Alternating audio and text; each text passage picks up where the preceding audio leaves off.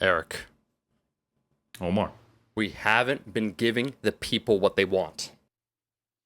That's not what we do around here.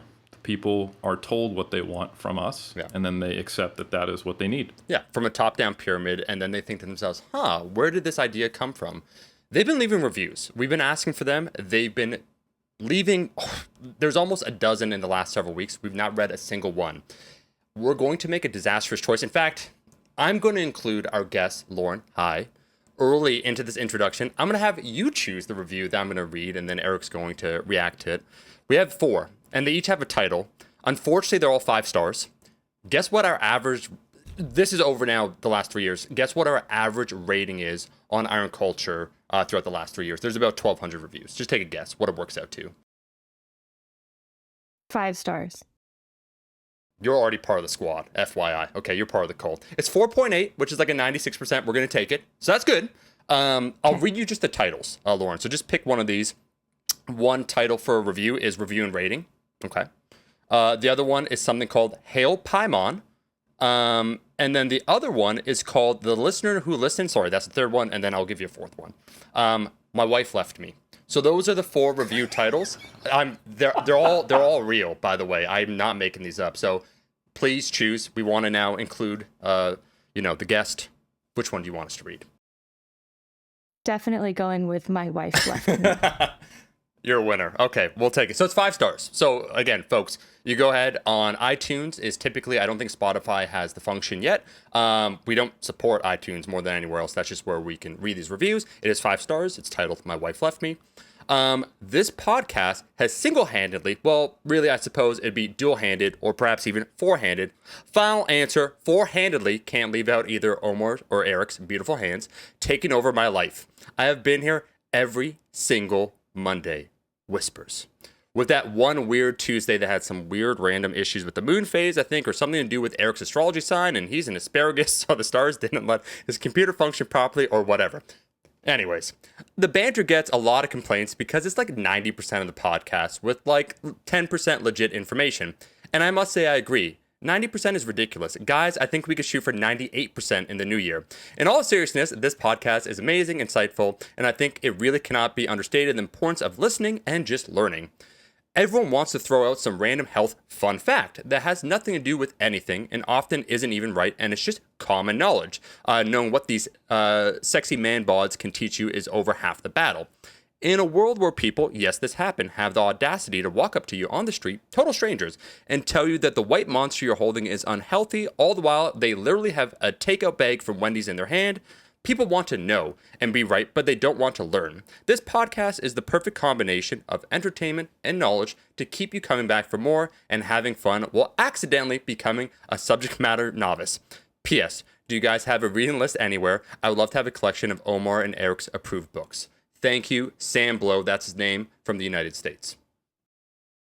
I love it, Omar. I'll give you my reaction. First, I have reactions to the selection. And the choice by Lauren to say that she thinks our average rating is 5 stars. First, pandering will get you everywhere. Excellent job. Second, I also would have chosen the same one. This person knows how to, like, if there's a system for making reviews more likely to be clicked on, starting with My Wife Left Me, in there. So same choice from me. 3, can we send Monster an email because we're in desperate need of a corporate sponsor? And I feel like maybe this review will get us the street cred we need to do so. 100%. So, Lauren, we like to act high and mighty here that we don't take sponsorships. And Eric and myself, yes, did turn down a major sponsor in the form of Spotify when they reached out to us and they said, hey, we want you to be part of your accelerator program, that there's this little known podcaster that they have called Joe Rogan that they sign exclusively. And we kind of want to do the same thing to a much smaller extent. And Eric and I said, we will definitely not do that. We try to take a principle stand. We don't know why. And then the guy said, fair enough. Thanks. Have a nice day. And then we said to ourselves, but wait, how much were we about to get paid? Omar, was, well, our first question was, can we still keep it on other platforms? And they were like, of course not. Yeah. That's ridiculous. We're trying to accelerate your growth. Yeah. Yeah. So we which totally makes sense. So we said no, but Lauren, if you actually we bring on guests now, and the very first question we ask them before we properly introduce them is, do you know of any sponsors that would sponsor Iron Culture? It doesn't have to be anything important. I understand you're a big fan of Tim Hortons. You're up there in Canada, a fellow Canuck. We're just looking for any sponsors. I'll have to look into it, but I've definitely, as an American living in Canada, have the hookup with Tim Hortons globally, and I think that could be a solid sponsorship for you guys. Yeah. Awesome. Yeah. Well, I'm writing that down, Omar, because the last time we got pitched a sponsorship offer was actually Manscaped. That was legitimate. I remember I forwarded that to you, which almost is on brand. Like, we could have had that, and it would have been like, oh, they're so silly. But just couldn't quite do it. So, yeah, we're still in the hunt. And, I'd say Tim Hortons is a solid option. It's a little rough because it's kind of like in that example of that review, like the Wendy's versus the Monster option. So, I don't know. Hey, let me just stand in solidarity with Lauren and ostracize our Canadian lifters here by saying I don't get what the big deal is about Tim Hortons. Lauren said that. I mean, I don't know. We can excise this, Lauren, if you're like, hey, I don't want to piss off any Canadians here, but I don't get what the big deal is. You're throwing me under the bus. No, I'm standing with you. On. No, I'm standing in front of the bus. Imagine all the internet hate coming my way. No, Lauren, this is what's happening. I'm trying to stand in front of the bus. I just called the bus over. I'm about to stand in front of it. We're both about to get run over. But I think that I'm actually standing in front of said bus and it's making a meaningful difference. Yeah, that's not the way buses work. They don't just hit a person and just get immediately stopped. Like, you're not actually the Hulk, Omar. But yeah, I know you probably have shirts which make you think that's how physics work. Shout out Rascal Apparel. But I will say that I am actually worried about your ability to now graduate. So Lauren Colenso-Semple, for those who don't know, a PhD candidate at McMaster University, where Dr. Stu Phillips, probably one of the more well-known researchers in the protein and exercise field, is at. I would say, was it safe to say you're at the tail end of your PhD, Lauren? Would you co-sign on that? That's fair. I'm in year 4. That's right. So yeah, she's towards the latter part of the PhD. It's very difficult to talk about when PhDs end because they have a tendency to go longer than expected, and the world has a tendency to break down into worldwide pandemics that ruin people's lives. So my own students have had to deal with that. I know you've had to deal with that, but nonetheless, you've done some really interesting research, and despite the fact that you will now no longer be graduating because of your hate speech against Tim Hortons, I think you've done enough work to still have something to talk about despite being ostracized. Thank you so much, Omar. And the funny thing is that Omar acts like he's stepping in front of the bus, but people already think he's American. Yeah. So people are like, oh yeah, Omar's Canadian. I didn't know that. Mm-hmm. While the first thing you said on the podcast, I'm an American living in Canada. So already you're a stranger in a strange land, and you're not saying like, hey, when in Rome, Omar's like, do you know what she said? She said Tim Hortons is terrible, and I agree. And that means nothing because they think Omar lives in New York and that he's from the Bronx or something. Yeah. And Lauren, so and now no longer will I be able to graduate. I'm also getting kicked out of Canada. Yeah, inevitably correct. For that comment. Justin Bieber's going to be the one. It might actually be. Yeah. He's going to escort you out. He's going to escort you to the border. Yeah. Yep, I love it. He's going to say, that's messed up, dog.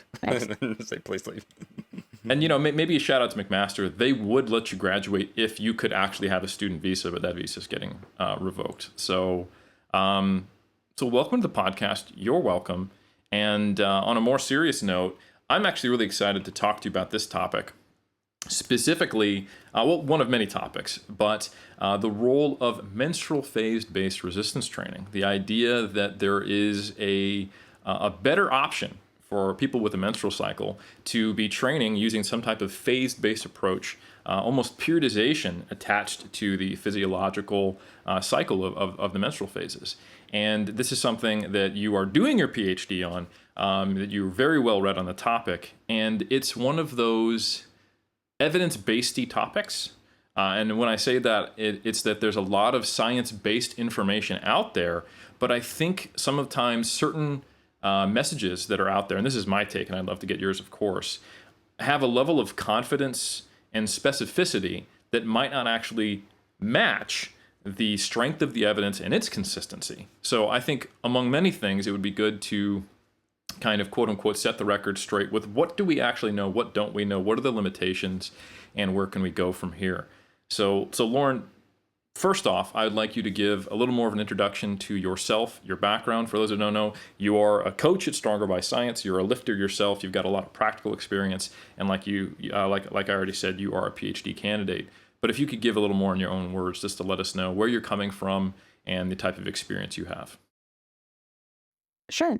I did my undergrad in psychology and nutrition, and then I worked for a number of years kind of in the business world, and subsequently started doing group fitness and became a full-time personal trainer, at which point I got into the research first just as a volunteer in Brad Schoenfeld's lab, and then I subsequently went back to school for a master's degree in Bill Campbell's lab, spent a summer in Andy Galpin's lab, and now, as you said, I'm here at McMaster doing my PhD with Stu Phillips. So I've had the good fortune to work with a number of really great researchers in the field, and be involved in some kind of more practical exercise science research, and then get a bit more into the molecular side of this work.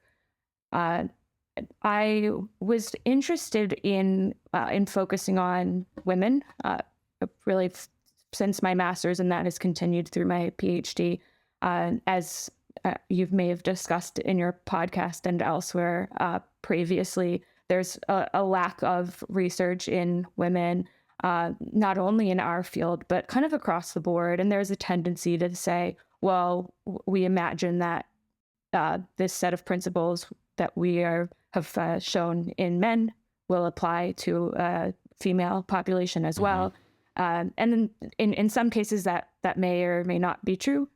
But one of the lesser known things about their response to resistance training in women, it deals with the ovarian hormones, the female sex hormones. We know quite a bit about testosterone and the influence, or kind of lack thereof, in the post-exercise response. But there's less known about the female sex hormones, namely estrogen and progesterone. Mm-hmm. That's awesome. So a couple things I want to highlight. One, that is one of the more impressive resumes I've ever heard in terms of like translational research, having worked with, you've probably heard of some of these folks because all three of them have been on Iron Culture. Brad Schoenfeld, Andy Galpin, and now Stu Phillips, as well as, of course, Bill Campbell in Florida. And I also want to point out that Lauren contacted me for a potential PhD location. And at the start of our chat, she said, "Hey, Eric, I'm looking for a solid B-lister if I can't get into McMaster and work with Stu Phillips. I would prefer to work with a real protein researcher, not just someone who talks about protein and lifts weights. But if I can't get that, I'm thinking about you as a second option." And I said, "Second option, that's great." And she said, "Well, third, fourth." And I said, "Sweet." And I said, "Absolutely, I will be your plan C." Yeah, your backup to your backup. And fortunately, she did not have to go with me. And she got to have a much more impressive CV. So that's one thing I want to highlight. Second thing I want to highlight is actually early on in some of my experiences as a researcher, it was often presented anytime I or others brought up the inclusion of female participants in studies that specifically your area of research, like the menstrual cycle, is a huge confounder, and we have to be very careful. So we can do studies only all on women, or we can do studies on a mixed sample. But when we have women in there, we really have to jump through a lot of hoops to make sure that the menstrual cycle isn't confounding the data. And I'm starting to see that change over time. But I think it has changed certainly slower than the data has changed in my personal assessment of it. So I think that's a really good topic. And maybe we can start there. Do you think, at least from my perspective in exercise science, that seems to be one of the primary, at least voiced reasons as to why there seems to be this sex disparity in research. But maybe you see it differently. No, I agree absolutely, and I think part of that is it's the fact that the hormones fluctuate throughout the menstrual cycle, and so there isn't the ability to, quote unquote, control for it or standardize it. But importantly, not everybody's menstrual cycles are the same length. Not everyone's menstrual cycle phases are the same length. The hormones fluctuate to different degrees. So it would be very, very, impossible really to try to standardize it, so to speak. But some ways that people are getting around that is to say, okay, we'll take women and everyone starts the intervention on day 1 of the cycle or day 5 of the cycle, for example.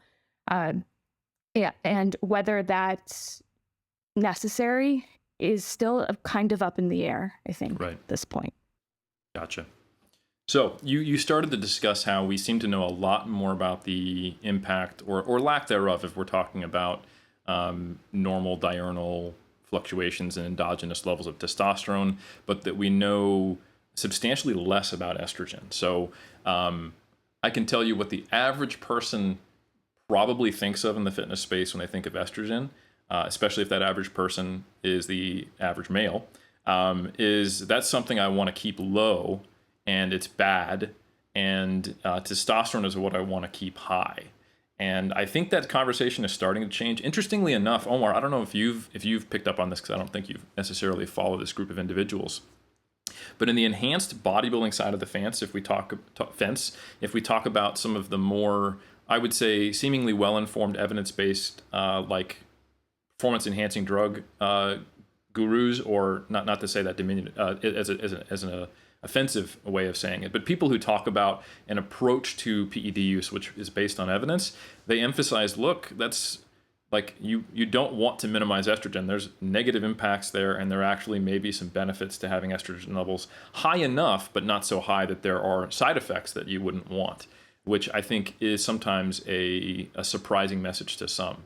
So, but that's not necessarily discussing, obviously, the normal endogenous fluctuations or the effect of estrogen at normal physiological levels. That's, potentially super physiological levels, and levels that would not be seen as that high sometimes in men, depending on who we're talking about taking those PEDs. So anyway, I would love to learn a little more about what we understand of estrogen, its roles, and given sounds like there's not a lot of research, where are we pulling some of this data from? Is it in animal models, and then how much does that translate to humans?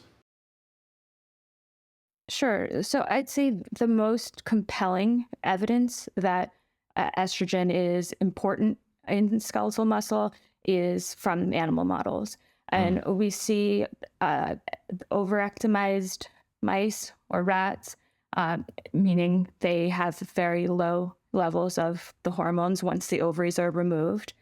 And that that seems to drastically reduce the satellite cell pool. And that can actually be reversed with estrogen therapy. Similarly, you see that the deletion of estrogen receptors will decrease the satellite cell content. And that can be reversed with selective estrogen receptor modulators.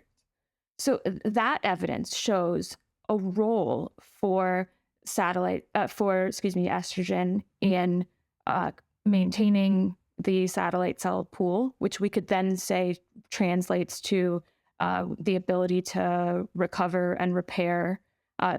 The extent to which satellite cells are necessary for muscle growth is a bit of a debated topic, but one could argue that's a potential role too.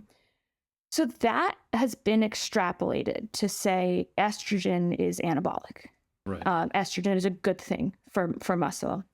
And I'd pause there to say that in this model, while this is interesting, the rapid decline of the hormone levels that happen when you remove ovaries is certainly not what you are going to see in fluctuations throughout a menstrual cycle in a premenopausal woman, and it's also not what we'll see in a postmenopausal woman when we see kind of gradual declines in the hormone levels. That said, that this is interesting mechanistic work, and I think it's certainly kind of something to explore further. We just have to keep in mind the difference between something that is mechanistically interesting versus practically relevant and actionable. And that's a theme, Omar, that we've talked about on Iron Culture many times in one of our recent podcast episodes, where I talked about, just the role of short-term acute proxy measures, which you could argue are mechanistic to some degree, not necessarily in all cases, and how they don't necessarily predict longitudinal outcomes in hypertrophy. We've talked about EMG from that perspective. We had Andrew Vygotsky on. We've talked about muscle protein synthesis, which is something that you're very familiar with the work you do, Lauren. And we've also talked about as you kind of alluded to, the hormone hypothesis, some of the putative anabolic responses post-workout of growth hormone and testosterone that really don't seem to be might be related, but they don't seem to be causative in their role for hypertrophy. And they really shouldn't be expected to be, given they fall within normal kind of physiological ranges, and they're only there for a very short-term period.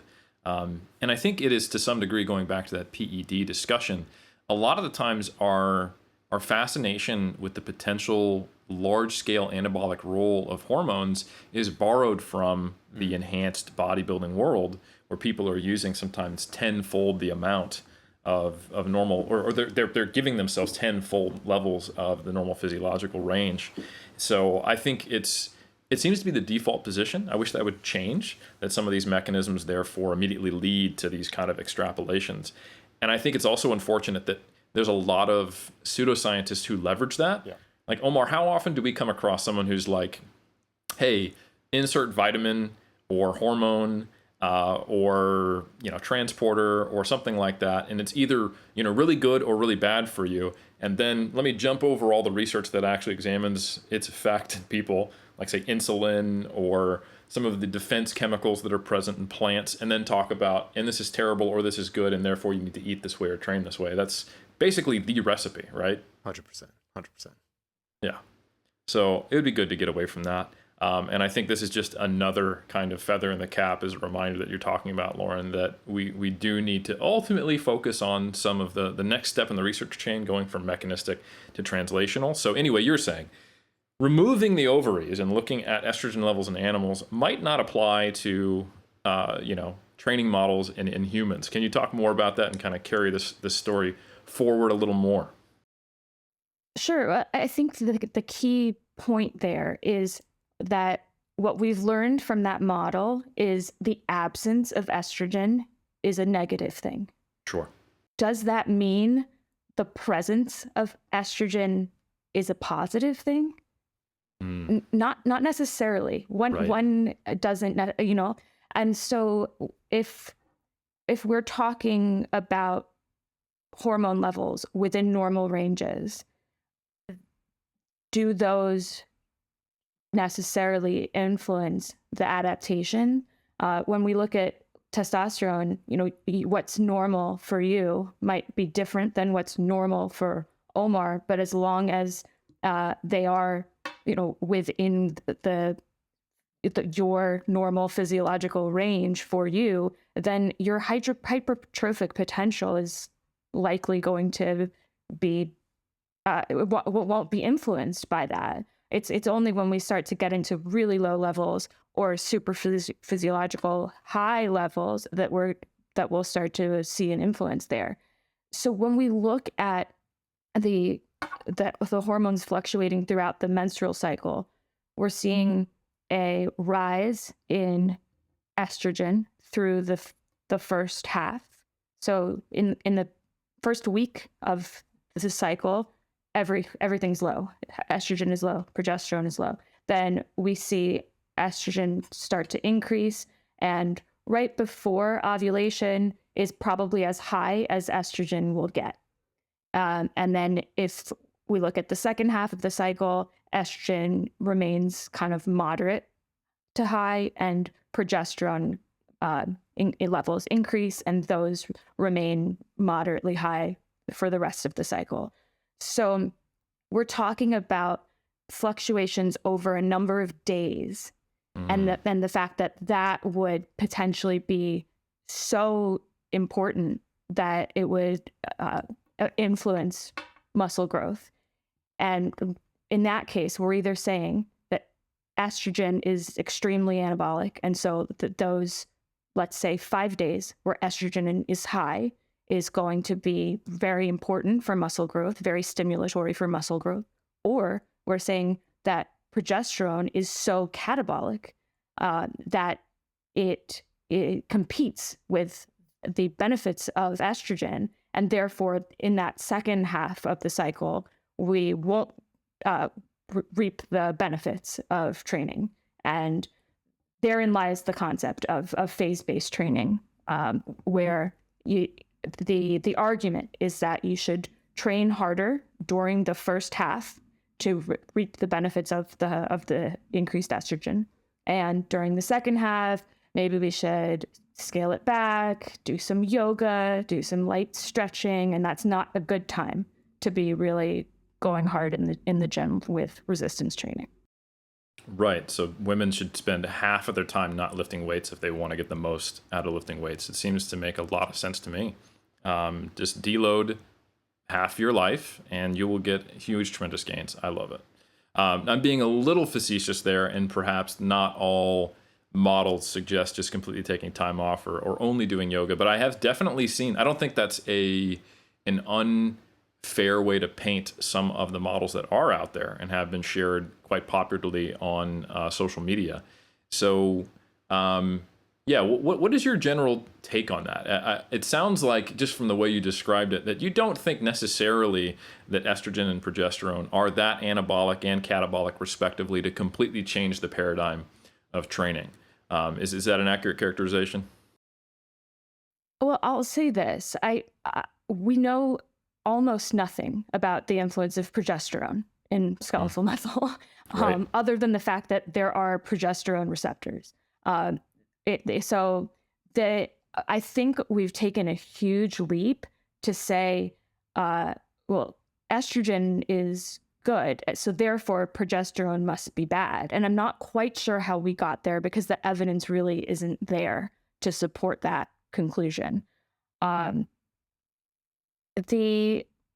idea that estrogen might be helpful in promoting recovery, or that you'd be able to train harder during that phase because of these positive effects of estrogen, come from the evidence I mentioned earlier that talked about the role of estrogen in regulating the satellite cell pool. But again, that's looking at really dramatic decline in or depletion of hormone levels, whereas in a normal menstrual cycle, we're talking about everything is staying in a normal range. So you would never get to that level where we're saying, oh, your estrogen is so low that maybe the muscle is suffering because of the absence of estrogen. I don't think we get to a point where that's relevant until we start looking at the postmenopausal population over a period of years, where we are seeing the hormonal decline, and then it is the absence or lower levels of sex hormones problematic in terms of maintaining muscle, possibly. Interesting. So I think we should come back to postmenopausal women for sure to get some thoughts on that. And I know there's not much research in that area either. I mean, there is on like bone health, but not necessarily like how do we get jacked and strong. But I think this is really interesting to consider those very normal fluctuations and then contrasting that with some of our mechanistic suppositions that are based upon real data, but based upon non-representative data. They're not the same thing. And I think that's the key point you're trying to make here, which you've made well.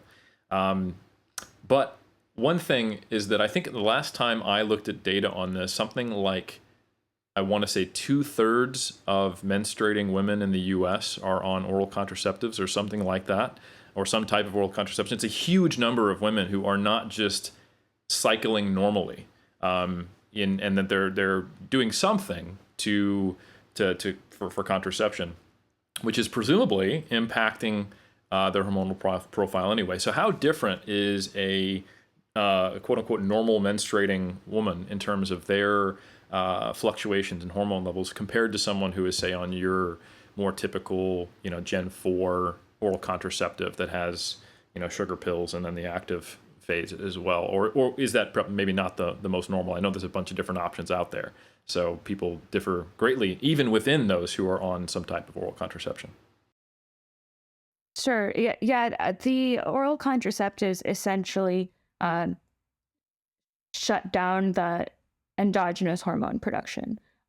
So if you measure hormone levels in women who are on contraceptives, you'll see incredibly low and incredibly stable levels. Mm-hmm. So you're taking the most common are kind of combined pills. So you have a synthetic estradiol and a synthetic progesterone or progestin in those pills.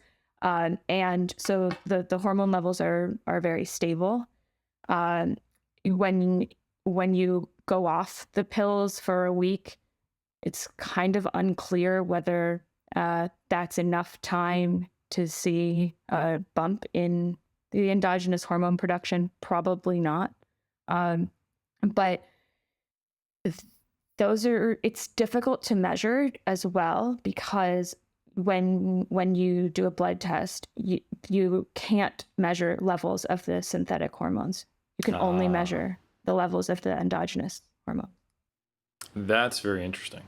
So, much like being on exogenous testosterone shuts down your own endogenous, well, if it's a sufficient dose, shuts down your own endogenous production of testosterone, being on exogenous, quote unquote, female hormones shuts down their internal production as well. And I guess the assumption is that the synthetic versions play a similar role and probably impact muscle in a similar way to the endogenous forms. So if you have, similar levels of these synthetic hormones, which unfortunately, like you said, we can't measure, that it should all come out in the wash. But it sounds like we don't actually know if that's true, at least from a mechanistic perspective. Yeah, it's really difficult to determine because the research is so mixed in this area. And the vast majority of studies that have looked at the influence of oral contraceptives are looking at women who are versus women who are not on the pill. Mm-hmm. They're already taking the pill, right? So in an ideal world, you'd actually look at women not on the pill, then put them on the pill and see the changes within the woman, right? Mm-hmm. It's difficult to do, and that would require a really long-term study because we'd want them to be on the pill for several months before you retested them again, etc. So that said, we're kind of left with studies that look at between group designs, and the research is so mixed. You get some papers saying that maybe oral contraceptives are beneficial for hypertrophy. You get other papers saying that they're potentially harmful for muscle growth. And then you kind of go a little further down the rabbit hole and you'll see some claims that certain pill generations might be better than other pill generations, or certain doses of the estradiol might be better than other doses of estradiol, but those are in kind of subsamples.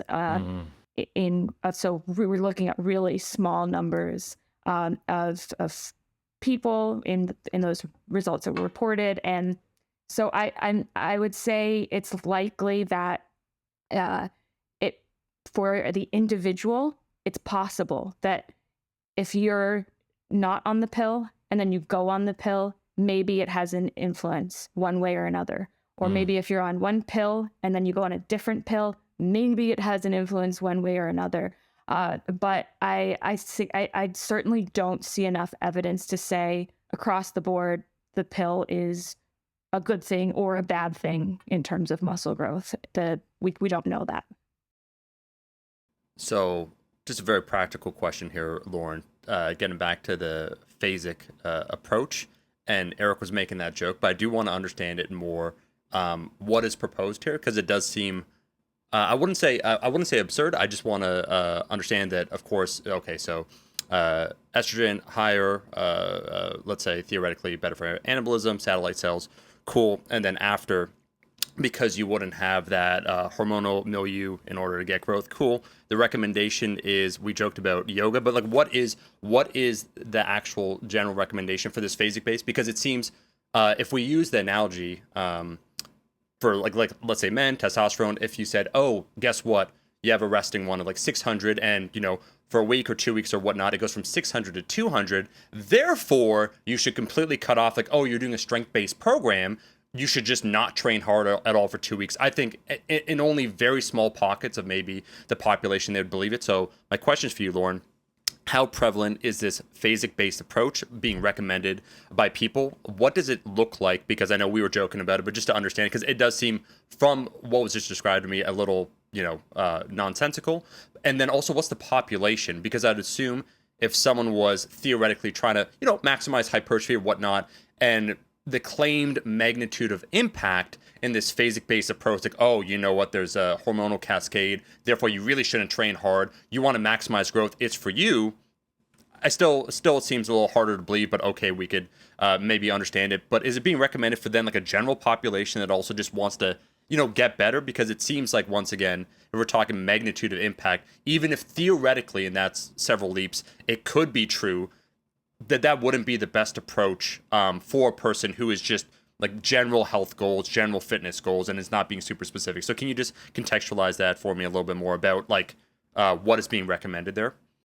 Sure, and I think it's important to distinguish between what's been shown in the research and then what is being recommended or promoted in some circles. So that was more the latter is what I was alluding to in my comment earlier, and I was a little bit tongue in cheek, but it's essentially based on the results from 3 papers that showed that follicular phase, or the first half of the cycle based training, is superior for hypertrophy to luteal, or the second half of the menstrual cycle phase-based training.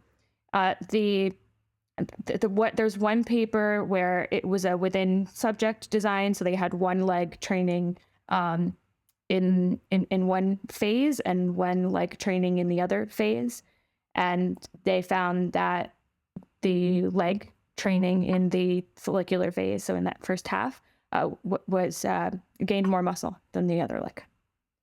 The other paper that's commonly cited had 3 groups, and so they had them train high volume in the follicular phase, another group trained high volume in the luteal phase, and a third group trained moderate volume throughout the full cycle. And they found that the group training high volume in the follicular phase gained more muscle. So they were actually doing a little bit more volume in the moderate volume throughout the cycle group. So that's a surprising finding. That said, in this particular paper, they did not verify menstrual cycle phase, and they included women who were on oral contraceptives as well as women who were not. And so there's a lot of levels there that I don't put a lot of stock in that finding, and would love to see that replicated. Got it. Okay. So it sounds like the actual research is never suggesting don't train or just do gentle yoga during the luteal phase, but it is suggesting maybe your training is a little more effective during the follicular phase, which, I buy that.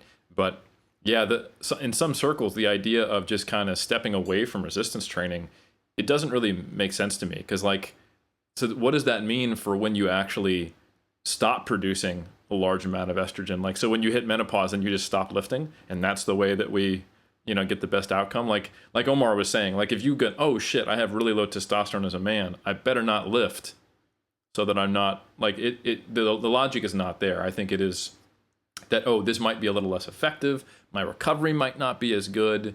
Therefore, I have to be more considerate with the dose or the recovery time frame. And that seems to be more in line with what the research is suggesting. Would you agree with that, Lauren? Is that an accurate characterization?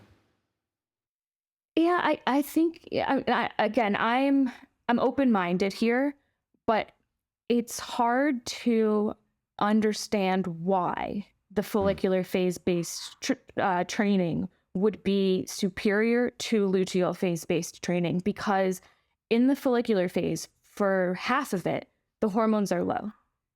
So we're talking about, a few days, maybe 5 days, 6 days, where estrogen is high.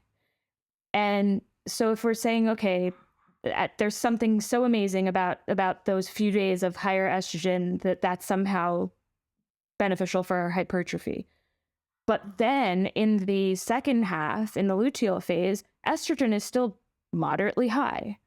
So then the argument has to be, well, then progesterone is somehow catabolic and it's negating the potential positive effects of estrogen to such an extreme that that it's detrimental for muscle growth. And I struggle with that, given the lack of evidence on progesterone.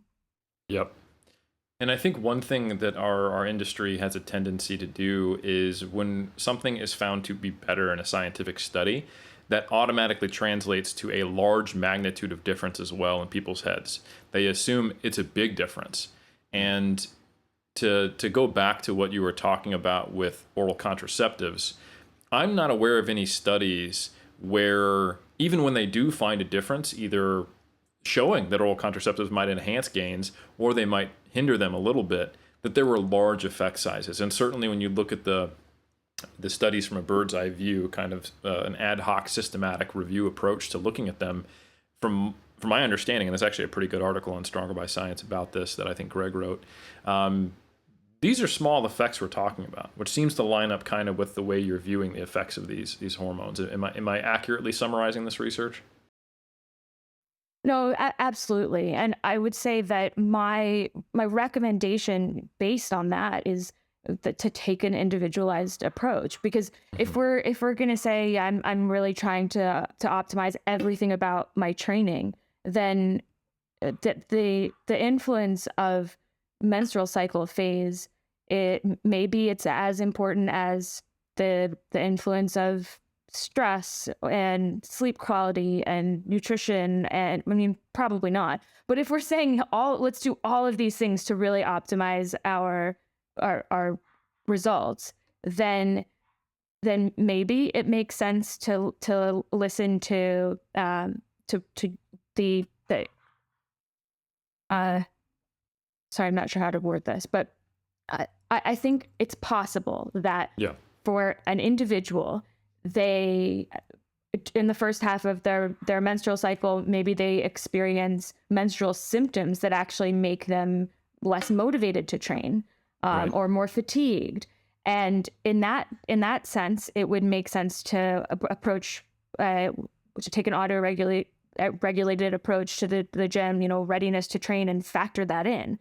Or if you know that that during the latter half of your cycle, you just feel like you're not performing as well, but just to make that assumption on an individual level, I think is an overstep and is unnecessarily kind of stressful at this point.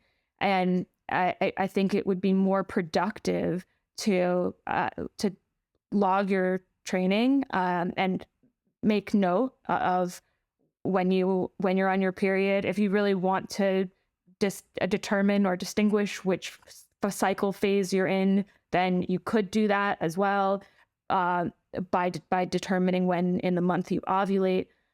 But I just think there's nothing to suggest that this is such an important factor for the majority of women that it makes sense to recommend kind of throwing in a whole other list of things to worry about when, like I said, as you said, the effect either way is probably going to be small.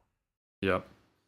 That makes a ton of sense. And it sounds like on an individual coaching level, it's the difference between saying a priori, I'm going to design a training program for you because of your sex that is outlined in this way, on the assumption that these are going to be your experiences. Oh, and by the way, that your hormonal cycle is quite normal and doesn't change cycle to cycle, which there's data to suggest it's probably more variable than that.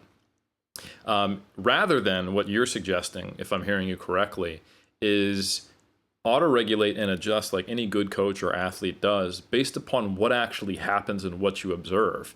If you consistently feel like trash in this week or on these days of your cycle, maybe do something about that, or include it in your calculus. And if you do have large or small effects, then the changes to your training should be large or small respectively, but not necessarily from an a priori perspective. And to me, that makes just a ton of sense.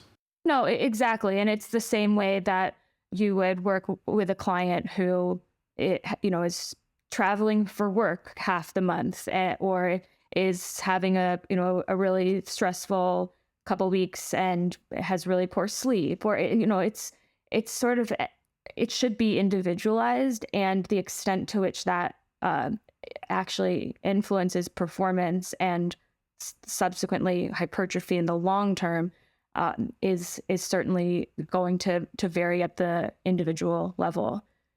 And the other thing I'll say, since you just alluded to it, is a lot of the literature assumes that every woman has a 28-day menstrual cycle and ovulates on day 14. So that means the follicular phase will be the first 2 weeks and the luteal phase will be the last 2 weeks. And that's the same every month. And so a lot of the programs that are trying to promote this concept are just saying, 2 weeks and 2 weeks, right? Now, when we look at real women's menstrual cycles, as I have many times in my research thus far, it's hugely variable. So you can have a cycle that's 24 days. You can have a cycle that's 34 days. You can ovulate on day 12. You can ovulate on day 21. Maybe this month you ovulate on day 15, and next month you ovulate on day 20. So there's so much variability between women, and also in some cases, cycle to cycle. So if you're assuming that everybody has a 28-day cycle and is ovulating on day 14, and then we're prescribing a phase-based training program based on that assumption, and we're way off because this woman actually ovulates on day 21 and has a really long follicular phase and a really short luteal phase, then you're just kind of arbitrarily implementing bi-weekly undulating periodization. And it's not menstrual cycle phase-based training at all. Well said. And I think to nerd out a moment, because you are in the lab doing this stuff, can you explain to the listener what you actually have to do to verify cycle length and cycle phases in a research setting?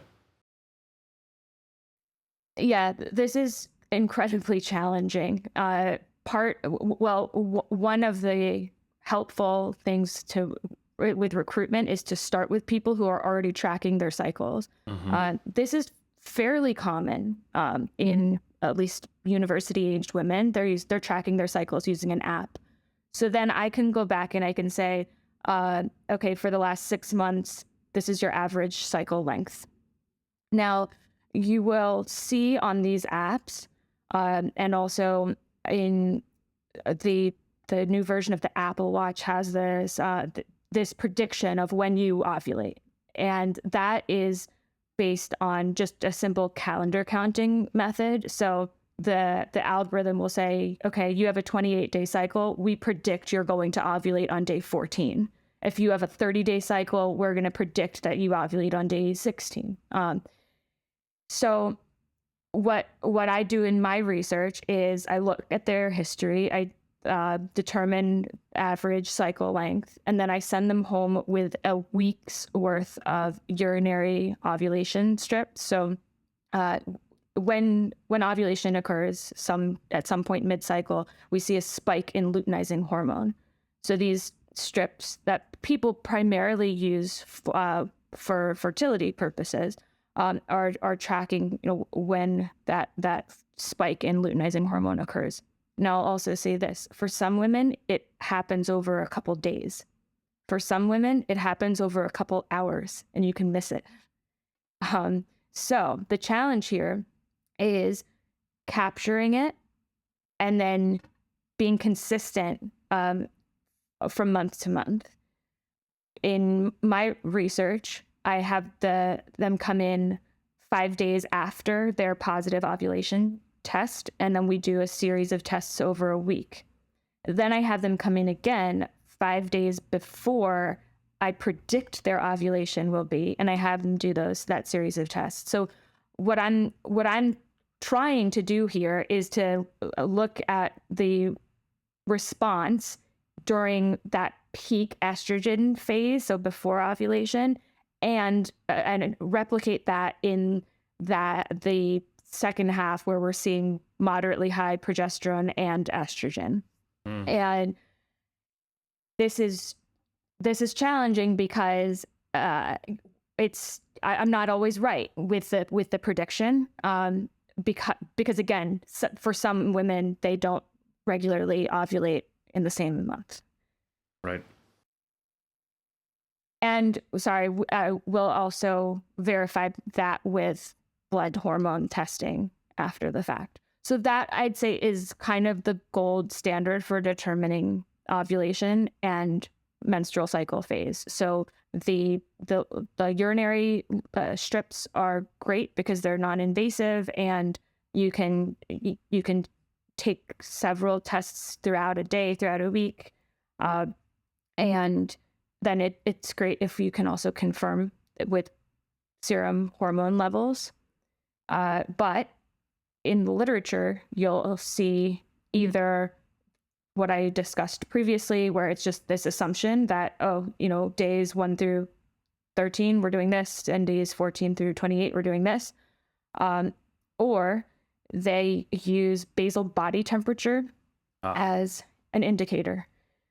The thought is that the rise in progesterone in the second half of the cycle, it spikes the basal body temperature, and that indicates that ovulation has occurred.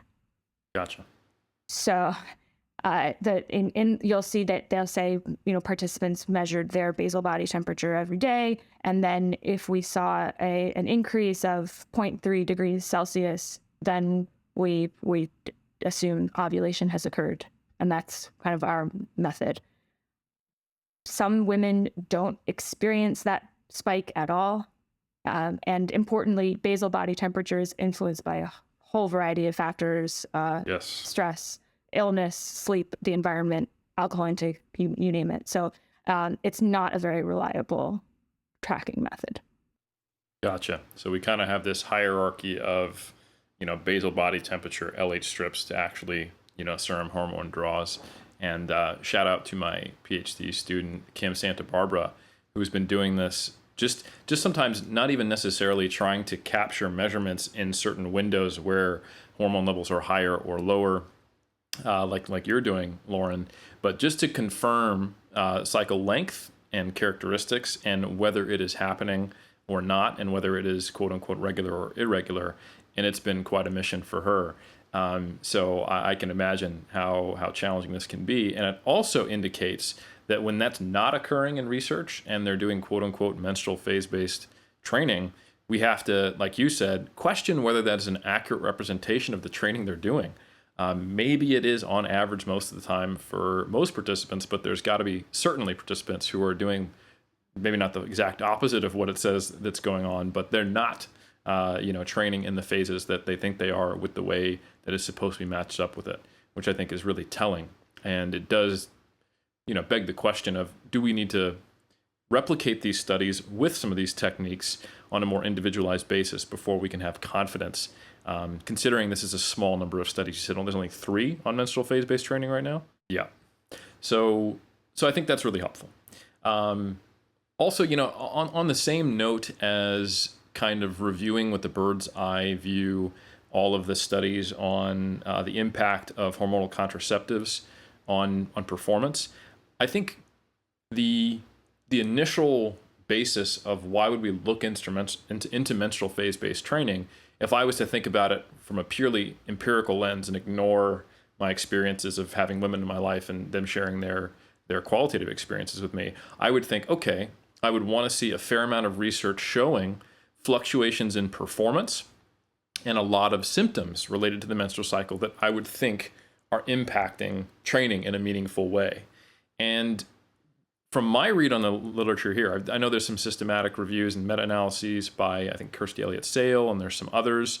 What is your take on that basis of literature? To what degree should we have confidence that the standard kind of generalized quote unquote experience of menstruating women is that it has a large effect on performance? Is that true? Is that more individual than that, or what do you think? Yeah, that there is a great meta-analysis from Kirstie Elliott-Sale, and they just found that if there was an effect, it was trivial, and that we should really be taking an individualized approach with athletes. And I think that if you are, some athletes take oral contraceptives because they assume that these fluctuations are going to influence performance, or there's a variety of other reasons, menstrual symptoms that can be alleviated with the contraceptives. But I had one of my participants used to play volleyball in Hawaii and in high school, and her coach made the entire team take oral contraceptives because he was so convinced that. But yeah, it was definitely within volleyball coaches' scope of practice to mandate use of oral contraceptives, just for the record. But yeah, I think that, as I said, it's from an individual perspective, it's hard to say without kind of some trial and error, is my performance going to be better on or off oral contraceptives? Because if we're talking about a small effect, then, I'm not sure. There is some research that I'm less familiar with looking at aerobic exercise and kind of power output that I think might not quite align with the resistance training research. So is it possible that it has an influence in some athletes, in some sports? Sure. And if you are an elite athlete and you're trying to optimize absolutely everything, then it would probably be worth some experimentation. Mm-hmm. But on the big picture level, kind of making recommendations to the general public, I think we can say that it's important to resistance train and train with a high degree of effort, and get all of your ducks in a row in terms of just sound programming and nutrition, and that we don't need to worry too much that these that whether it's contraceptives or menstrual cycle phase are going to completely derail us. Well, Lauren, here's a practical question then, kind of leapfrogging off of that, when I started off as a trainer, and I'm sure Eric would agree, and I want to now lean on your practical experience and how it led to the formation of some of these ideas. A lot of these things just weren't talked about. Like when I was certified as a personal trainer, menstrual cycle, there's a lot of archaic notions such as, women don't have as much muscle building potential, so on and so forth. So I get the impetus, and that's why I wasn't trying to knock whoever put forth like the idea of a phasic-based training, because let's assume it's well-intentioned and it's not just trying to present another problem to a population to monetize and profit, that it's trying to talk about a subject that basically hasn't been talked about at all in the space, and to frame it, in the proper context. I get that. Like I get that 1,000%. And I can testify from being a trainer how little all these things were talked about for years and years, and it's only recently being kind of discussed in the meta space. I'm curious for you. We do put some importance here on the practical experience, working as a trainer. I think you said a group trainer, interacting with people on an individual level, and how that potentially influenced some of the things that you wanted to research, or the formation of any hypothesis that you may have had that then, bore either fruit, or was something that just really gave you a perspective that perhaps not having any practical experience would, have. I think the idea of phase-based training was not on my radar at all as a trainer, or as someone who lifts weights. So it really hadn't occurred to me. I came across it in the literature, after I had already gone back to school. It as I said earlier, that we need to distinguish the difference between what's mechanistically interesting and what's practically relevant. I'm interested in both. So I do think that the role of hormones is really fascinating, and there's a lot that we don't know. And as a scientist, I'm excited to take a deep dive down that rabbit hole and learn more about what may or may not be going on at a basic science level. But my experience as a trainer is always a good kind of check for me, because as you go further down the basic science realm, it's easy to forget that we're talking about real people doing real exercise, and what should the message be. And so while I'm excited to learn more and really kind of nerd out on the science and the mechanisms of it, I think it's really important to step back and make sure that we're not making something unnecessarily complicated and really sending the wrong message, because the message should be that exercise is really important, and that exercise throughout the lifespan is really important. And as I touched on earlier, I think that this is possibly most important for older women and for postmenopausal women. And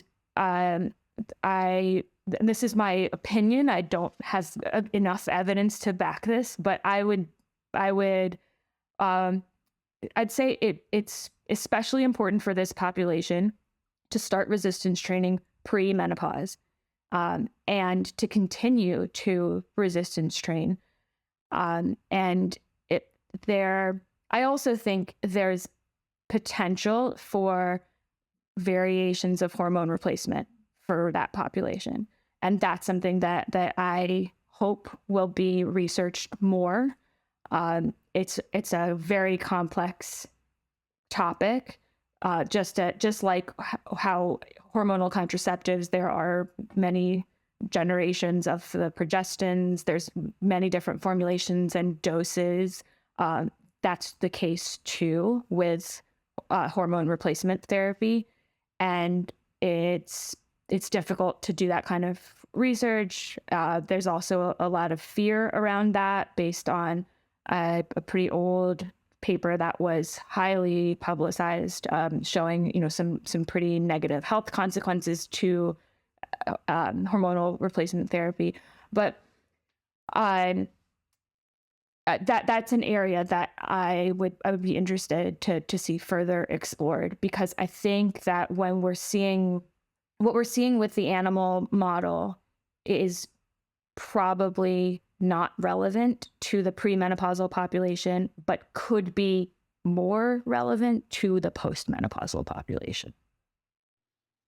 Gotcha. No, I'm glad we came back to that, and it makes sense when you think about the similarities, or I guess a closer similarity between those two populations you were discussing. And yeah, if you are in a phase of life where it is more difficult to build bone, more difficult to build muscle, you'd want to have a bit of a stockpile going into it, which I think is what you're alluding to, and you want to have a stimulus to maintain it. So I think that absolutely makes sense, and I think that is a good message.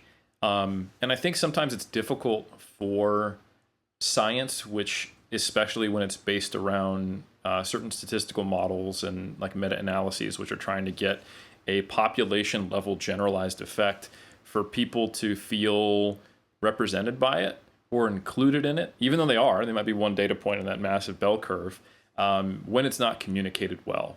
I was thinking about some of the experiences I have as a trainer and as a husband and as a son and as a cousin and just a friend. And then some of the comments I've seen, say like on a Stronger by Science Instagram post, where they talk about one of these meta-analyses that show a trivial or non-significant effect on strength or power performance from the menstrual cycle. And there are definitely some people in there who are like, this is bullshit, or they're angered by the data. And I don't think it's necessarily by the data, but perhaps how they're perceiving it being communicated. And I think it's really important to mention that you can have a mean that is trivial or non-significant, while you can have a substantial number of individuals in there who are having a large positive or a large negative effect, and that's coming together for that mean. And I personally, as a trainer, like you guys were alluding to, and then also just as a person, I have met people who do experience pretty substantial cramping that interferes with certain types of performance, or emotional stress, though they just feel they're a little less consistent in their mood state that impacts their performance, or everything just feels harder, or coordination is affected. And I think depending on the way it's tested, I can see that also not showing up in quantitative strength research performance. Like a 1RM test. Like, for example, I'm thinking of one particular woman in my life, and her coordination seems to change during a certain phase of the menstrual cycle. And doing something like a 3RM or a 2RM or a 1RM wouldn't go as well as it normally would. But we're talking on, like, say, a 145 bench, maybe it's 140. And I'm not sure that would necessarily pop as significant. But if we're talking about, like, what if I just do 8s today? No difference, which is kind of interesting.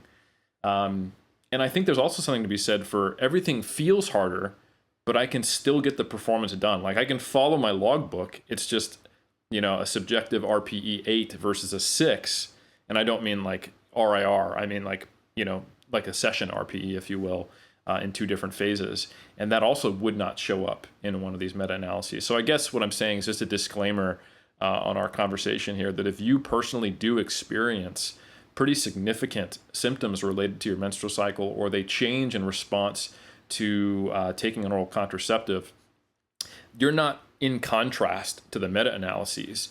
You are just among many other people who are across that bell distribution that on average, when we're collapsing a lot of these effects, might be trivial or small, but it doesn't mean that there shouldn't be an individualized approach. And I think that's what we're all saying from our experiences as a trainer is, yeah, you have to work with the person who's in front of you and the data you collect. So long disclaimer to hopefully dispel some of those potential misinterpretations of what we're saying. I think that's a great point. And when we look at some of the kind of high and low responder literature, then we're seeing that there is just so much variability in terms of hypertrophic potential and the response to different programs and there are high and low responder outliers in both men and women.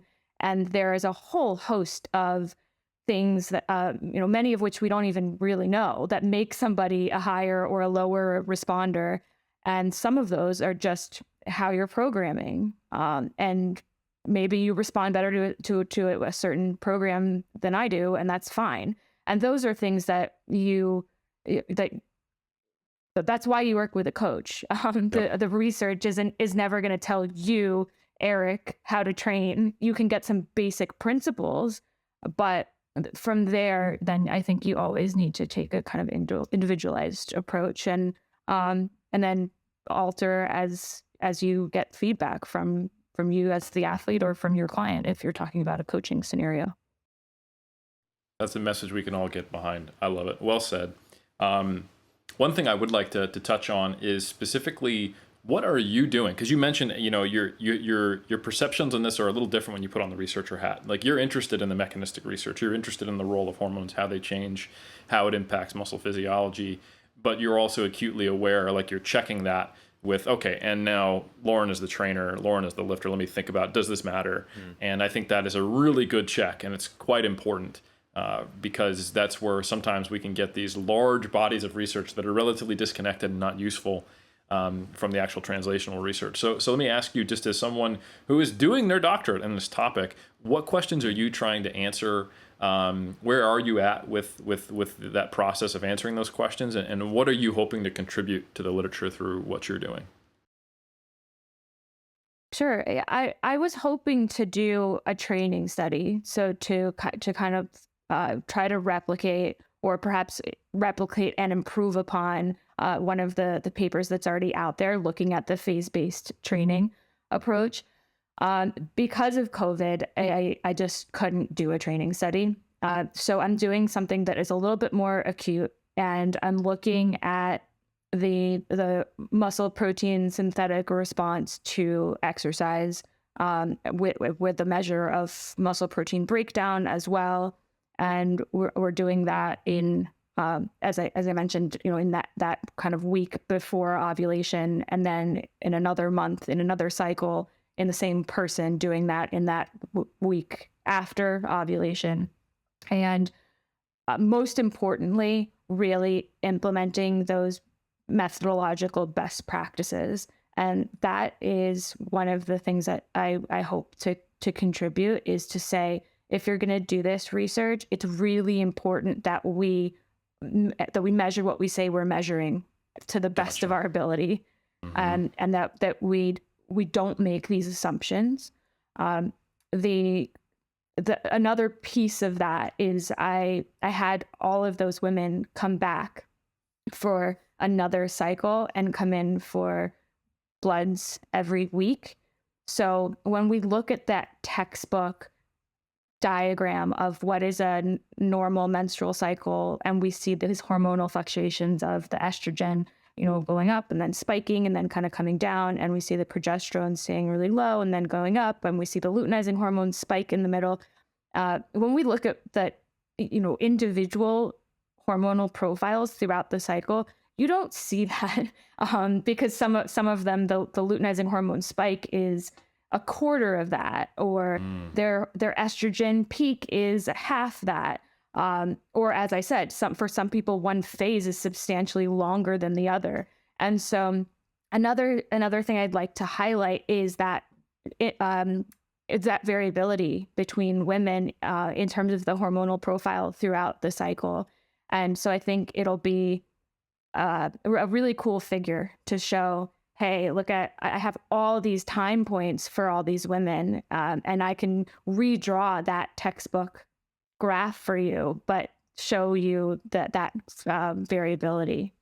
So those are my hopes, to try to improve the quality of this research moving forward by saying, all right, this is what we're dealing with, and hopefully we can get to a point where we say, yes, it is important to standardize testing, around a certain time of the cycle, or maybe it's not. And if it's not, then we can be a lot more inclusive, and we can do a lot more studies with both sexes, and not feel this intense pressure to account for and control for the menstrual cycle.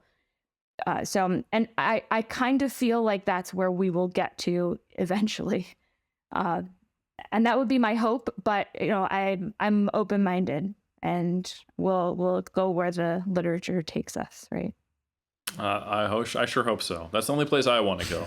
Some people say let Jesus take the wheel. I say let the literature take the wheel, personally. So that's just my philosophy of life, really.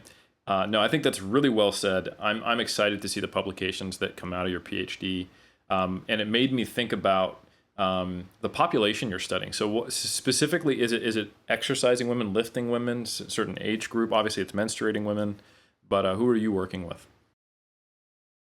Yeah, I'm looking at physically active, university-aged women, Gotcha. and that study I just described, I am also doing that in women on oral contraceptives, on and off the pill. So, let's say week 2 in your pack of pills, and then week 4 where you take your placebo or sugar pills. Nice. So the story that I'll be able to tell is the influence of the fluctuating endogenous hormones, and then the influence of the exogenous hormones in the active and inactive pill phase. Are we at a point where we can actually start trying to find ways to measure the synthetic levels and then compare them and see if they have different effects? Is that something that's going to be done in the future? It's my understanding that the assay just has never been developed, because we can do it for testosterone.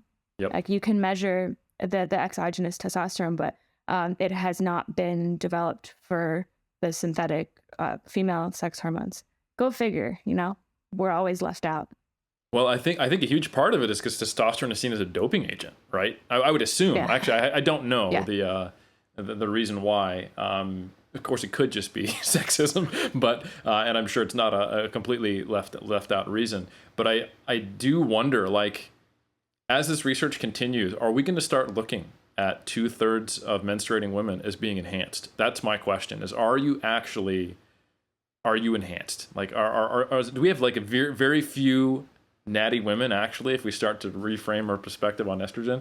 It sounds like estrogen is not necessarily this magic muscle building drug, and the dosages, they're more in alignment with normal endogenous levels, but it would be actually really interesting to develop those assays so we can make comparisons and then see if those changing or more normal fluctuations, quote unquote, if you will, are having an impact on outcomes. I think that would be really interesting to see in future data. Yeah, I mentioned there's a paper that did kind of a sub-analysis after the fact in a smaller group of their cohort, and they reported that the group taking pills that had 30 micrograms of the synthetic estrogen had like better hypertrophic outcomes compared to the group that was taking 20 micrograms of this. So we're really splitting hairs here. But again, we're talking about 6 people, I think, in that sub-analysis. So, and the other question is the generations of progesterones as they become less androgenic. So another potential hypothesis has been that the more androgenic pills, so the second generation, first generation, would be superior for hypertrophy, but that has not been shown. So and of course the pills themselves, I imagine, will continue to evolve, and the doses will continue to change. There's certainly an incentive to give women the lowest dose possible while still being effective from a contraceptive perspective. And of course, there's IUDs and there's implants and various other forms of hormonal birth control that are not pills and have really not been investigated at all when it comes to muscle growth. That's the landscape for now, Lauren. But just wait until people start to view estrogen differently. And now all of a sudden, like right now, you can be an 18-year-old and you can get convinced by YouTube that you have low testosterone and you need to go on HRT, and a very legitimate HRT dose of, 300 milligrams a week of testosterone, which is absolutely totally normal and fine. And you don't even necessarily need a blood test or a test of testosterone to see if it's low. You just need to say you feel lethargic, which is code for I want to be bigger, faster right now. And there's going to be this generation of oral contraceptives that are not the lowest dose possible, but they're just to try to make chicks jacked. And I can see it. I don't think we're far off. I am only sort of joking. So I don't know. What do you think about that as a future, Omar? Are we going to get the athlete's oral contraceptive, which is not actually there to try to? It says it's to minimize side effects, but it's really to actually see if we can get some jackness. To paraphrase Yoda, begun the estrogen wars has. I already feel that men feel emasculated, and they're looking for any excuse these days to point out like, oh wow, it seems like women are getting jacked. Like, what's going on? Oh, estrogen. That's the culprit. Okay, that's really why all these individuals are getting more muscular. So anything that they can latch onto to form however implausible of an argument, they'll go with. I like it. The incels need a reason to justify their existence. So, blaming their inadequacies on oral contraceptives, I would not be surprised. Now, I will say another practical question, Lauren, for people that genuinely want to learn more about this, or how to take an individual-based approach, because let's come up with a faulty spectrum here of people that would listen to this, or in general, what's out there and say, okay, so it doesn't really matter, cool, whatever, none of it matters, like just train hard, so on and so forth, individual-based approach, not really going to do that, whatever, cool. And then people that might place too much of an importance on it and might be trying to sell you onto something that may or may not bear any fruit. Where can people go? Because we have a decent amount of, personal trainers, practitioners that do want to be better educated on this topic. And that's I think that is something we can all fundamentally agree on, that there just isn't enough adequate, good info readily available in the space, even in 2023. It certainly wasn't the case a decade ago. Now it's a little bit better, but there still needs to be much more. So where, if people want to learn more, Lauren, can they go? Lauren's like, nowhere. It's impossible. It's all terrible. I think that the people who are trying to put out the good information are going to say, we don't really have enough information to make a recommendation. And I think that if you look at the people who are trying to sell a program or a product or a message that is, really stressing the importance of tracking this and training, around your cycle, or being on a certain contraceptive and not on another, I think they're not coming from a genuine place in terms of looking out for what's best for the fitness enthusiast or the coach. They are coming at it from all right, this is something I can sell. And so, I think we as a community need to probably do better in talking about this.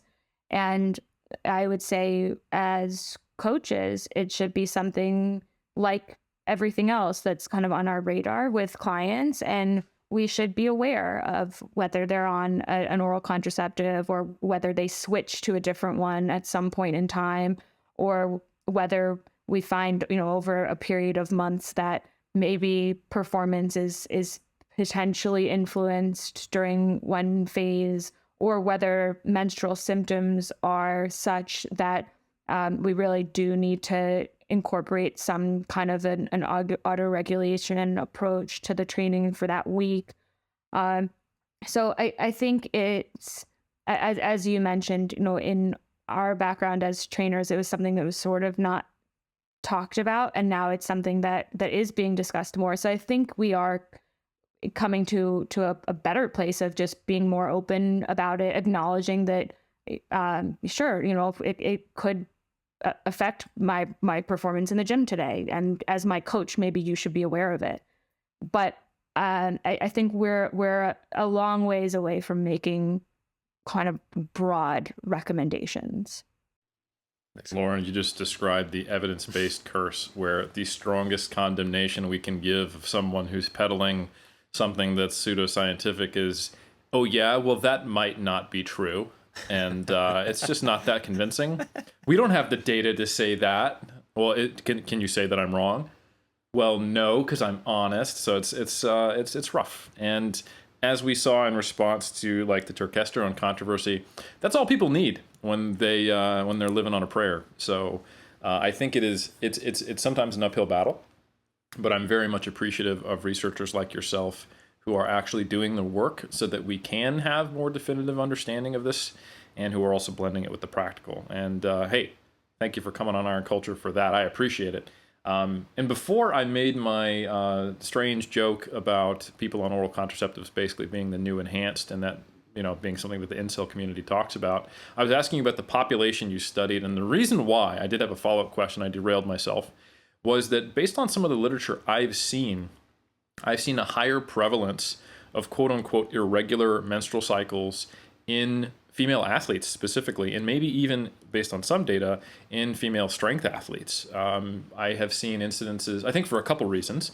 Probably for one, REDS, relative energy deficiencies in sport is going to be a little more common in such athletes because they're having a higher energy output than normal. They're manipulating their nutrition sometimes, or more often than not, I should probably say. And then also, you on average see higher androgen levels, which might be just selection bias, the people who are going to succeed. And that could, and also sometimes I've seen reports on higher incidence rates of PCOS. So did you want to talk about that for just a little bit? I think it'd be interesting to discuss how not all populations of women are necessarily have the same characteristics in this area based upon kind of the average profile of them. Sure, and I think that the majority of the work that's in the literature has been on your untrained or your moderately trained young person. So there is not a lot of clinical trials, at least, on populations of elite athletes. But as you said, I think that the athletes are an interesting population because the majority of them really are trying to kind of optimize everything, and so they have their training in check, they have their sleep in check, their nutrition, and so for that population, it's potentially more important to consider this as one of many things that you should be tracking or aware of. Whereas for the more general population, it probably isn't as important because you're not building a career around being as competitive as you possibly can be. But again, I know that the incidence of PCOS tend to be higher in female athletes, and the tendency to go on oral contraceptives is high in athletes as well, because it can make things more predictable. And I should say, it's fairly common in athletes to, instead of take a week off of your pills and take that sugar pill week, they will just go to the next pack. So instead of it being like, here are your hormones, their level, and then we're taking a week off and then we're restarting, you can just keep taking the hormones and really not get your period and not have to worry about that as a kind of inconvenience. Or if you're competing, then not to worry about that as a variable. Not that I'm recommending people do that, but it is something that is fairly common practice in an athletic population where they're just trying to have control over as many variables as possible. That's actually a really important topic that we should get into, is the potential pros and cons there, and potential advantages and disadvantages to having a quote unquote normal menstrual cycle, and some of the misconceptions, like the difference between actually menstruating and a pill bleed if you are someone who is on the placebo and then the active pill. Can you talk about those topics a little bit? Sure. So when we take hormonal contraceptives, the ovulation is either completely or partially suppressed, and so you're not actually getting a true menstrual period. The exogenous hormones are kind of keeping you at a certain level, that means you're not going to get breakthrough bleeding. And when you actually see pills or IUDs where the doses are really low of the hormones, then you have the tendency to see more breakthrough bleeding, or sometimes when people go on that pill or have that IUD implanted, then it takes several months to actually have the hormones kind of stabilized and doing their job. In some people, on IUDs, for example, because in that scenario, the release of the hormones is constant. Yep. And so if the hormone levels are high enough, then you don't get a period or a monthly bleed at all. But in the case of the oral contraceptive users, you are deliberately stopping the pills for 7 days, or in some cases 5 days, and then a couple days into that week, you'll see bleeding because of the absence of those exogenous hormones. So, but it's not due to the ovulation and the release of an egg, etc., because that is suppressed at least partially or completely by the birth control. Gotcha. And I can totally understand why some athletes would choose to just stay on the active pill throughout, so they don't have to quote unquote deal with the menstrual cycle. But there's one interesting thing I've observed as a coach when I work with female athletes who are not on oral contraceptives. The irregularity, or sometimes the absence, the occurrence of amenorrhea of the menstrual cycle can kind of serve as I described off air, as an early warning system, if you will, that we don't have in men for REDs, which I brought up earlier. So unfortunately, when you're working with bodybuilders, I would say more than 9 out of 10 women are going to get to the point where they're experiencing amenorrhea, or at least a pretty irregular menstrual cycle, as they do what they need to do to get into stage shape, in my experience and in the collective experience of 3DMJ. And that can be that it tells you something when the menstrual cycle starts to flicker and change and become more irregular, and then it goes away. That's one of the physiological symptoms of REDs. What the cause is. It's calories are too low compared to energy output. And some modifying factor of body composition. So in my experience, that's something you focus on, and you can, to some degree, use it as an indice of at the very least, recovery post-competition. And that is something that you don't really get if you're on the pill, where it keeps things quote unquote stable. And I don't know, what are your thoughts on that? Is that a good thing? Is that a bad thing? I mean, is it kind of counteracting some of the negative effects of REDs, or I don't know, what's your take on that? I think that people on and off the pill can certainly experience the detrimental effects of REDs, and I don't think, if once your energy restriction is so extreme, then there isn't really a way to avoid that. But I think, to your point, when you're looking at recovery, I'm sure with your clients, when you're on the recovery diet from your show, for example, and you're looking for those indications of, okay, we're getting your calories back up, you're getting your body weight back up. If you don't see a return of the menstrual cycle for a long period of time, then perhaps we're not, not even perhaps, I'd say we're definitely not fully recovered. And right. I think in the physique world, you would see this with competitors who are trying to keep their body fat too low for long periods of time. You'd potentially see this with dancers and gymnasts as well. Yes. And so I think it's potentially good to have that as a barometer of recovery. But unfortunately, I think a lot of people who are kind of in it and competing or in that moment for those many months or years as it may be, are not in the recovery phase yet. And so the absence of a normal menstrual cycle might not be enough of a warning sign that something's wrong, because the priority is, doing well in the athletic endeavor.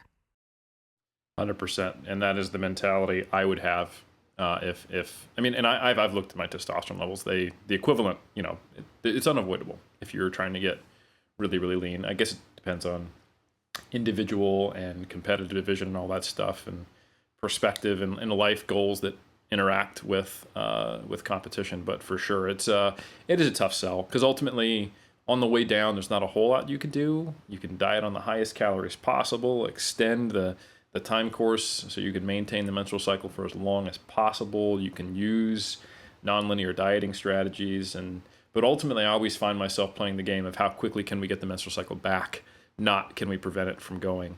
You are a little more in the dark when you have those things exogenously controlled through oral contraceptives. So it's just something to consider for any of the female competitors or potential female competitors who are listening. And I really appreciate your perspective there. And I'll also say, we don't know the long-term effects of just continually being on the hormones and kind of never taking a break. And it's possibly fine, but we just don't know, because there haven't been enough people that have done that for long enough to really know whether it's harmless or whether it's potentially problematic for the future. That's a great point. That's a really good point. And hopefully it is not harmful, because I know a lot of people who do it. We've covered a ton of ground. I really want to say thank you, and I appreciate your expertise and your time. I think we're at the point in the podcast, Omar, where we would ask the guest, is there anything that we have not covered that you think is worthwhile covering before we start to close this one out? I think we touched on all the key points here, and thank you so much for the invitation. It's great to chat about these things and share a little bit about what I'm doing. And although I don't have any data to share with you yet, I'd be more than happy to come back several months from now and give you an update. 100%. Yeah. Post PhD, when you're starting to publish your data, or when it's at least in its final form and you can talk about it, I think that'd be really interesting. And I know we have a lot of listeners, and I personally would love to hear more about it. So I think 100%. And our pleasure to have you on. Let me just say, Lauren, now we reached the time where I will pull out my Canadian card, and I will apologize then for what I said earlier, bringing up Tim Hortons, only because, I stand in solidarity. I'm going to share a story I think I shared already on Iron Culture before, that I was training one time at Fortis Fitness in Toronto, great gym. I was interacting with this individual, this French-Canadian dude, and he was drinking Tim Hortons. I had some random coffee, doesn't really matter, that I just got along the way. And he's like, "Oh, you're not drinking Tim Hortons?" I said, "No, I don't drink Tim Hortons." I didn't mean anything. I wasn't being pretentious. I'm just like, "No." And he said, "You don't drink Timmy's?" And I said, "No." And he said, "Next, you're going to tell me that you don't like hockey." I'm like, "I don't." I said, "I grew up playing like cricket, baseball, soccer." And he's like, and then he said, "You're not even Canadian." And I'm like, "I guess I'm not." So to Eric's point, maybe I belong more in the Bronx, but I stand in solidarity. That's why I didn't want to say I now have learned, unfortunately, due to Eric saying that me standing in front of the truck is not going to stop it. Maybe side by side or wherever, kind of like a Thelma Louise situation, wherever it needs to be. But I brought another controversy to Iron Culture, so I do want to apologize. As long as Canada allows me to stay here to finish the PhD I've worked so hard on, I will forgive you. Amazing. Yeah. No, we got the inside connection with the Beebs, okay? We pissed off Drake. We don't have to get into details about that. I believe I said, and I quote, his deadlift form was atrocious, something like that. And like also PSY, was he wearing gloves? But the Beebs were real tight with him. He's tight with Timmy's. He's going to create a song. We're in. You're good. I'm going to hold you to that. 100%. We've got at least 1 out of 2 Canadian influencers on our side.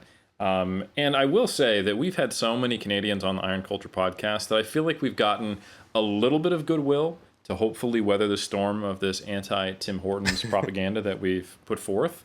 And I will also point out that only half of the hosts of this podcast have said anything negative about it. Yeah. And let me just say, don't throw the baby out with the bathwater. I am a baby. I will cry. And I like to be in the bathwater. So let's just pump the brakes a little bit and not take out, a personal grievance on the collective Iron Culture group of hosts. Let's just say that. Very valid point. I mean, And perhaps it would be worth exploring a Starbucks sponsorship at this point. Lauren, Hey. this is why you're back. And with your previous business experience, we may be leaning heavily That's what I'm talking about. on that. I think it's more, I'm slightly irate as a Canadian that part of our cultural identity is like simping for corporatism of this brand. Like, can you imagine, like, would an American, so let me ask you this, Lauren or Eric, would you say like, oh, like what's the most American thing? They say something like apple pie, like that's a food item. They wouldn't say like McDonald's and something. It's like McDonald's in football. Like, would you say McDonald's in football? Like, would you want that to be the descriptor of America? McDonald's is pretty American. No, McDonald's the is worst ways. worldwide. it's worldwide. So is America. There's a have- McDonald's everywhere. Yeah. There's also American military bases everywhere, baby. That's what I'm talking about. USA. Yeah. So we'll see what happens with this blow up, but I'm ready for it. We've had, like, Lauren, we will not waste your time, but we've had so many controversies on Iron Culture. One, we had a serial killer that we did not know was a serial killer on Alleged serial killer. Oh man, there I go again. Jeez. This is that plus the potato famine controversy yeah. almost lost us our entire Ireland connection. So let's be careful there. I want to keep Connor. So, Brandon, edit all this out. I will say, Lauren, thank you so much for being on. We'll make sure to include all relevant links in the description. Kai does a fantastic job of all that. We'll certainly love to have you back on afterwards. And then probably we'll just circle all the way back to the individual whose wife left him and say, hey, I hope you feel better. That we do try and read the ratings and reviews of all cult members. So thank you so much. You could go ahead and leave a rating and review. Typically, people give 5 stars. We saw the average rating of 4.8. Feel free to give your own rating. 1-star reviews, I gotta be honest, are fun. That's on iTunes. We're back every single insert date here for Iron Culture from now until the end of time. We'll catch you in that next episode.